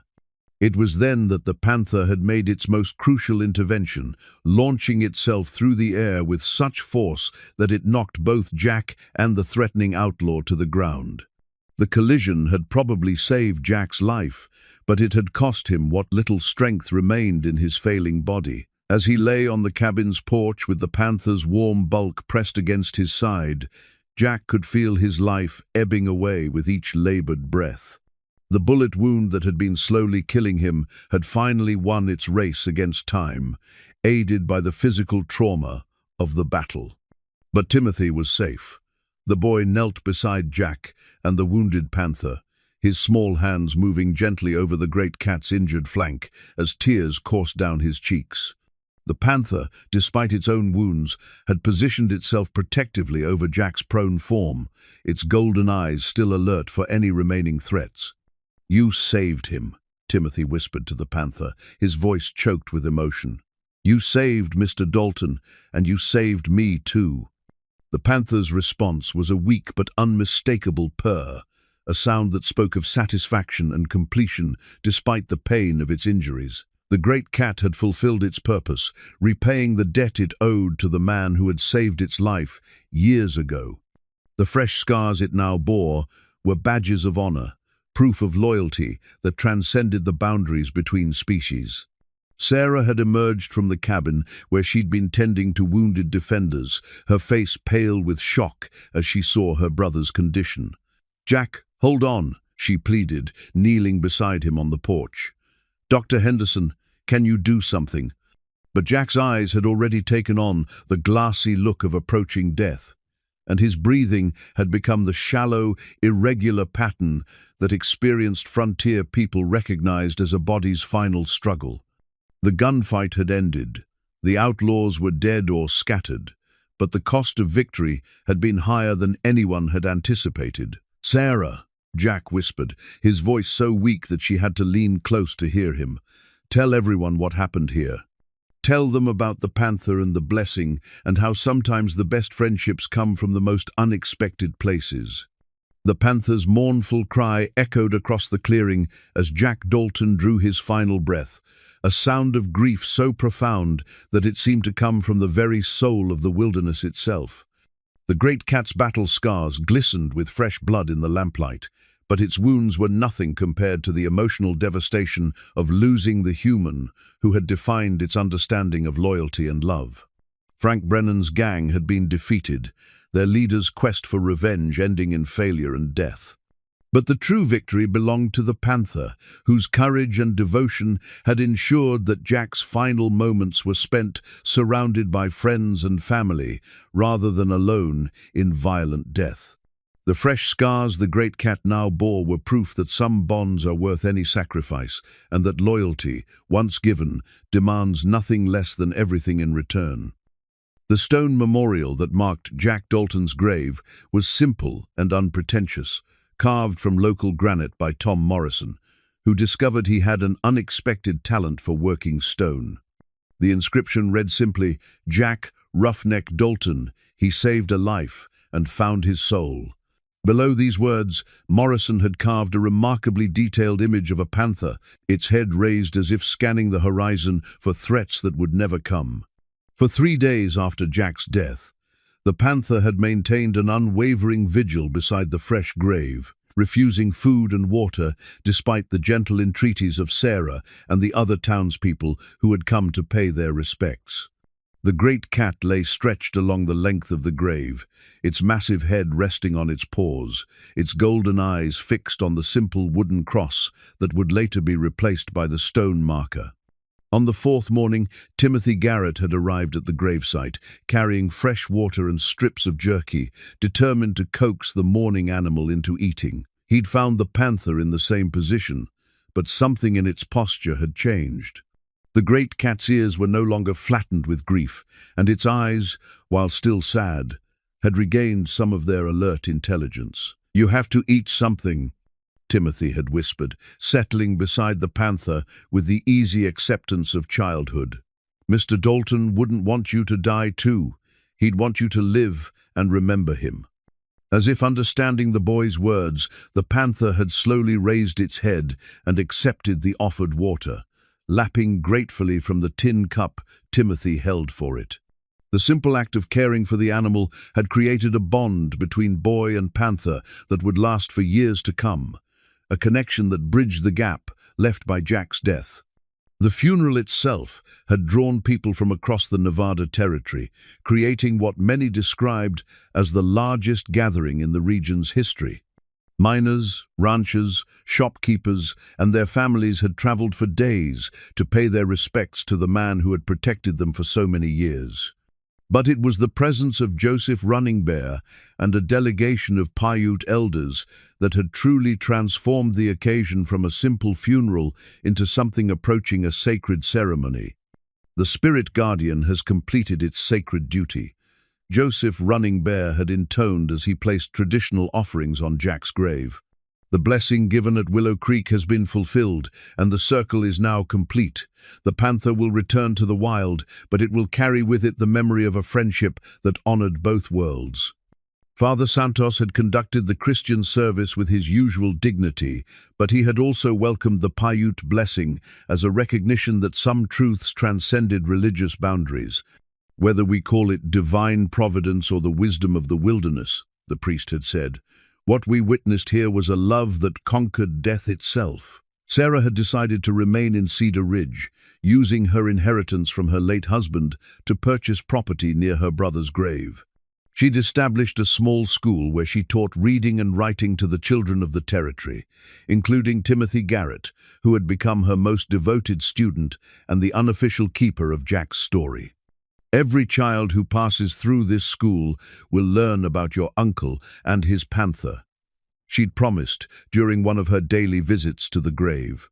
"They'll understand that kindness creates connections that can last a lifetime, and that sometimes the most important friendships are the ones that surprise us most." The panther's visits to the grave had established a pattern that would continue for years. The great cat would appear at dawn and sunset, sitting quietly beside the stone memorial for exactly the length of time it took the sun to clear the mountains or disappear behind them. During these visits, the panther never showed any aggression toward the people who came to pay their respects, instead maintaining a dignified presence that spoke of ongoing grief and enduring loyalty. Timothy had taken to leaving small offerings beside the grave, fresh flowers when they were available, interesting stones he'd found during his explorations, and occasionally carved wooden figures that showed his improving skill as a craftsman. The panther seemed to approve of these gifts, sometimes touching them gently with its massive paw, as if acknowledging the boy's devotion to Jack's memory. The legend that grew around Jack Dalton and his panther guardian had spread far beyond the Nevada territory, carried by travelers and newspaper correspondents who had heard the remarkable story from witnesses. But those who had actually been present during Jack's final days understood that the true meaning of what had occurred couldn't be captured in sensational headlines or exaggerated retellings. Dr. Henderson had documented the medical aspects of Jack's case in a paper he'd submitted to the Territorial Medical Journal, but he'd found himself struggling to explain the psychological and spiritual elements that had defined the experience. "How do you scientifically analyze a friendship that transcends species?" he'd written. "How do you measure the therapeutic value of loyalty that asks for nothing in return?" The silver pocket watch that Jack had given to Timothy had become the boy's most treasured possession, its steady ticking a constant reminder of the lessons he'd learned during those extraordinary days at the cabin. Timothy had taken to winding the watch each morning while sitting beside the panther at Jack's grave, the ritual marking the beginning of each new day with a moment of reflection and remembrance. As the seasons changed and the first anniversary of Jack's death approached, the panther's behavior began to evolve in subtle ways. While it still maintained its vigil at the grave, the great cat had also begun to explore the wider wilderness, sometimes disappearing for days at a time before returning to resume its guardian duties. These absences spoke of the animal's need to balance its loyalty to Jack's memory with its nature as a creature of the wild. Sarah had observed these changes with the understanding of someone who had learned to read the subtle signs of grief and healing. "He's not abandoning Jack," she'd explained to Timothy during one of the panther's longer absences. "He's learning to carry Jack's memory with him wherever he goes, instead of being chained to this one place by sorrow." The transformation of Cedar Ridge itself had been equally remarkable. The town that had once depended on Jack's protection had discovered its own strength during the crisis at his cabin, and the bonds forged during that violent night had created a sense of community that persisted long after the immediate danger had passed. People who had barely spoken to each other before the confrontation now worked together on community projects and supported each other through difficult times. Billy Garrett had been elected as the town's first official sheriff, a position he'd accepted with the understanding that he was following in Jack's footsteps as protector of the innocent. "I'll never be the gunfighter Jack was," he'd told the town council, "but I can try to live up to his example of putting the community's safety before my own." The cabin where Jack had spent his final days had been preserved exactly as it was during his last week of life, maintained by Sarah and a rotating group of volunteers who saw it as a sacred responsibility. Visitors from across the country had begun making pilgrimages to see the place where such an extraordinary friendship had played out, and many left their own small offerings beside the stone memorial. Father Santos had established a tradition of holding special services at the gravesite on significant occasions, blessing the continued bond between the panther and the community that had adopted it as a symbol of loyalty and devotion. "This creature has taught us that love transcends the boundaries we create," he would say during these ceremonies. "It shows us that God's grace works through all his creations, not just those made in his image." The stone memorial itself had weathered its first year beautifully, the granite holding its shape and clarity despite exposure to mountain storms and seasonal temperature changes. But it was the small personal touches that visitors added, the flowers, stones, and carved figures that accumulated around its base, that truly brought the monument to life. Timothy's promise to preserve and share Jack's story had evolved into something approaching a sacred mission. Now 13 years old, and showing signs of the man he would become, the boy had begun writing down everything he remembered about those remarkable days, creating a detailed account that captured not just the events, but the emotions and meanings that had defined the experience. "I want people 100 years from now to understand what really happened here," Timothy had explained to Sarah as he worked on his manuscript. "I want them to know that sometimes the most important stories are about ordinary people who discover they're capable of extraordinary things." The panther's eventual return to the wild had been gradual and graceful, a slow withdrawal that honored both its loyalty to Jack and its need to live according to its nature. The great cat's final visit to the grave had occurred on a crisp autumn morning 2 years after Jack's death, when the aspen trees surrounding the cemetery had turned golden and the air carried the promise of winter.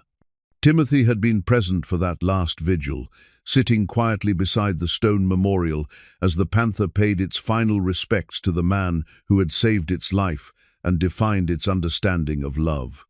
The great cat had remained motionless for nearly an hour, its golden eyes fixed on the granite marker, as if memorizing every detail of the inscription and carved image. When the panther finally rose to leave, it had approached Timothy with the same gentle dignity it had always shown the boy. For a long moment, man-child and wild creature had regarded each other with mutual respect and understanding.